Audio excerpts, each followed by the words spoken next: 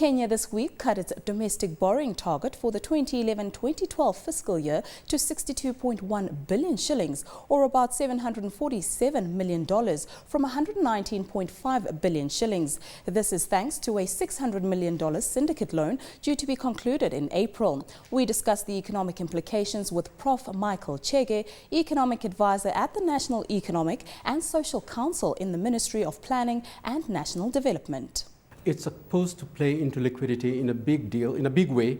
This is because the Ministry of Finance anticipates that by that time, the availability and demand for credit in the private sector will be higher than they had thought previously.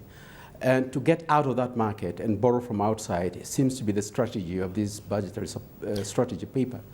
At that time, you also expect to see the central bank rate falling, and hopefully inflation also falling.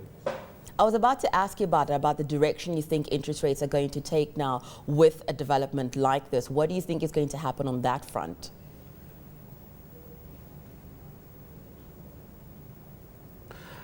Well, actually interest rates are easing, but very slowly. We are hoping that the indication in this paper that shows that the Ministry of Finance will not be going into the domestic market will in fact even accelerate the pace of that. The other player here is of course the central bank, who are expected also over time, between now and in February hopefully, to cut the interest rate, the bank rate. The reason why they have not cut it before is that they have not been happy with the rate of inflation. It is falling, but also falling very slowly. Of course, the consumers are very unhappy with the high interest rates, and the markets have not been very happy with the way the central bank has been moving. Professor, one of the issues that is facing a lot of economies continues to be that oil price, which is an inflationary risk to some economies, Kenya no exception as well. Are there any other domestic issues, external factors that you think will be playing on the inflation outlook for Kenya going forward?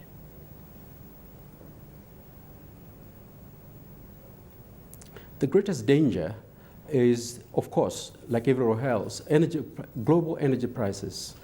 With the recent developments in the Gulf, what you've been hearing is a possibility that oil supplies might be tight as we move on to the middle of the year.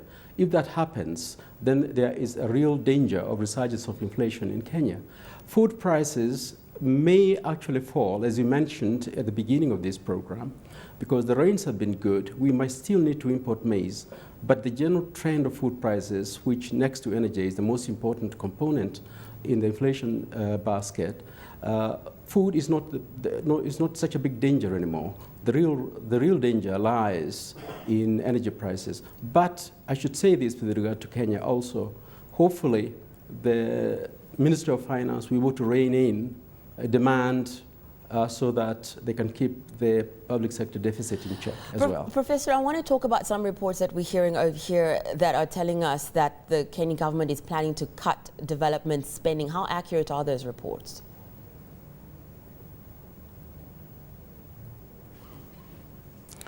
I don't think they're correct, because basically the pressure of a higher wage bill has been contained so far within good limits.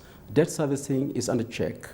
There is a syndicated bank loan worth $600 million, which is all but concluded, that will be coming into the Kenya budget to plug the deficit, but also primarily for investment in infrastructure.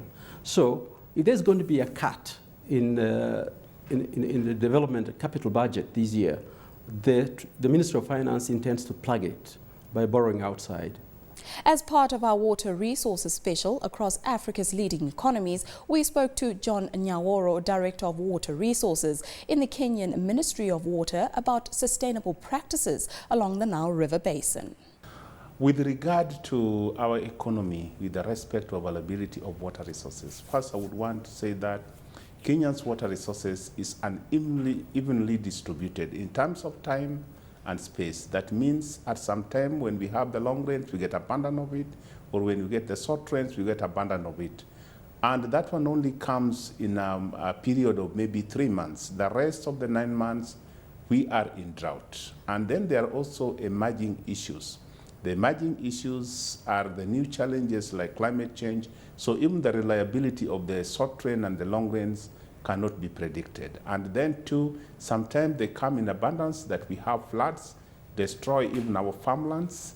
And also sometimes we don't get at all where the parts of the countries are actually lacking adequate water resources. So what we need to do and what we are putting in our policies now to rethink and think, and we are coming up with a policy of actually harvesting water by putting enough adequate water storage so that we can be able to harvest adequate water resources during the time of the rainy seasons, and where then we can be able to use it. We have got what we call a 90-day storage policy that will actually be able to help us bridge the gap between the long rains and the short rains.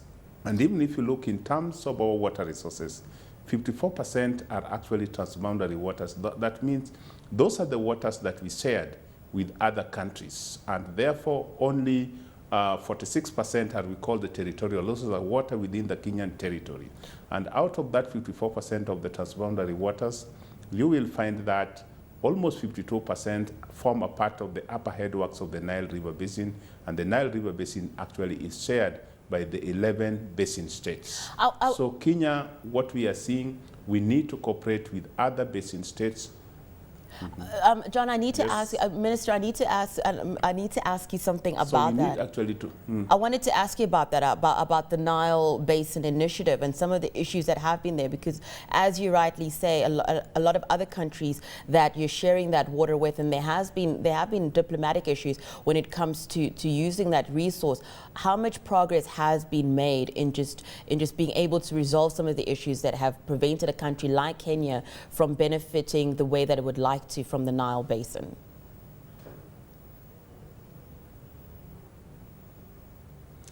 Actually, from 1997, the basin states realized that we actually do not have acceptable Nile River Basin agreement that allow equitable allocation of the water resources of the Niles.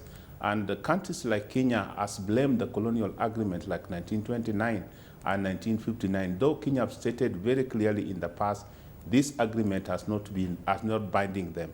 But if you look at in the international forum, you look at the Bretton Woods institutions that can actually be able to offer some resources in terms of loans or grant to help Kenya develop these resources. Their policy, like the World Bank OP 7.5, state very clearly, for a country to develop any shared water resources, you must be able to give notice to other riparian states and actually get their consent.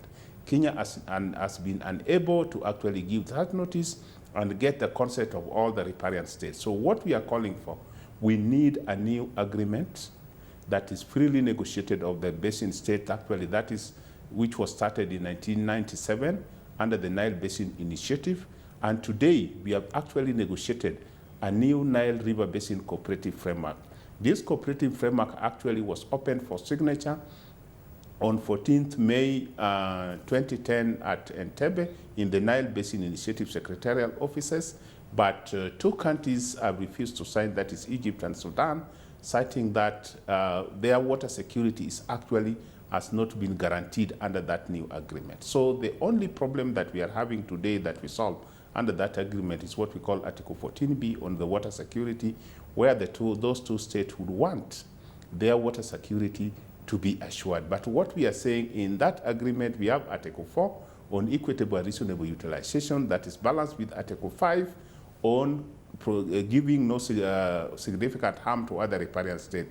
Under Article 4, actually, it has provided factors of equity on how the Nile water resources can be allocated based on equity, based on those factors. And this is what we are saying, okay, if it is about the water security. That was John Nyaworo, Director of Water Resources at the Ministry of Water in Kenya. At a time when the United Nations has confirmed that the world has met the target for access to water, Nigeria needs about $2.5 billion to provide potable water to 75% of its citizens. Nigeria's Minister of Water Resources, Sarah Ochekpe, gave us her perspective on water management in the country. I think for us in Nigeria, I would say we are making good efforts in terms of managing the water resources we have. We are a country that is well endowed with water resources. We have so many rivers, flowing across the country. The two major ones being River Niger and River Benue. But a number of the states we have in Nigeria are named after rivers. For instance, we have Kaduna. There's River Kaduna. We have Taraba. We have Sokoto. We have Ogun, Osun. These are rivers in Nigeria. We have the Niger State, which is also named after a river. We have Benue State, is named after a river. We have Delta. It's within the Niger Delta region, the Cross River. So we are well endowed in terms of water resources. And the federal government, the state government, and also the local governments are all involved in water management in a way, because at different levels, government is involved in developing water resources depending on the type and the nature. The local governments are involved in borehole drilling. The states also are involved in borehole drilling and also provision of treatment plants for water to the populace at the state level. And also the federal government is involved not only in making policies as regards water management, but it's also involved in construction of large dams and reservoirs for water, and also involved in producing bulk water, which it supplies to the states and the different local governments that have the capacity to process this bulk water and then reticulate and distribute to the various communities within their areas of the jurisdiction. After the break, more stories making headlines this week.